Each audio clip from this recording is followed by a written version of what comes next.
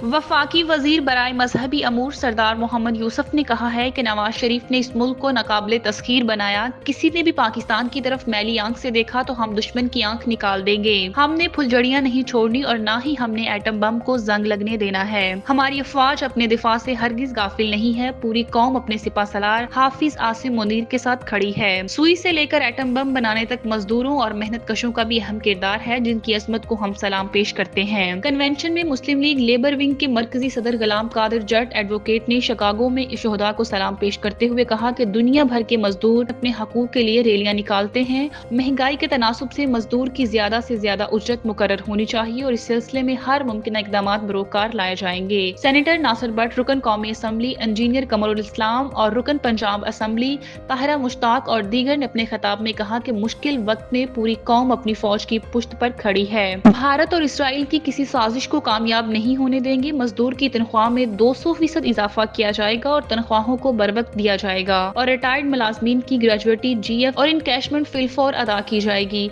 बेवाओं और पेंशनर्स को बर वक्त पेंशन दी जाएगी। मजदूरों की बच्चियों के लिए जहेज फंड कायम किया जाएगा। उन्होंने कहा कि वजीर आजम मियां शहबाज शरीफ और वजीर आला पंजाब मरियम नवाज शरीफ मजदूरों और मेहनत कशों की फलाह बहबूद के लिए नए पैकेज लेकर आए हैं। हम सबको यह अहद करना चाहिए कि हम मुस्लिम लीग के कायद नवाज शरीफ की क़यादत में अपने मुल्क और कौम की तरक्की के लिए दिलो जान से मेहनत करेंगे।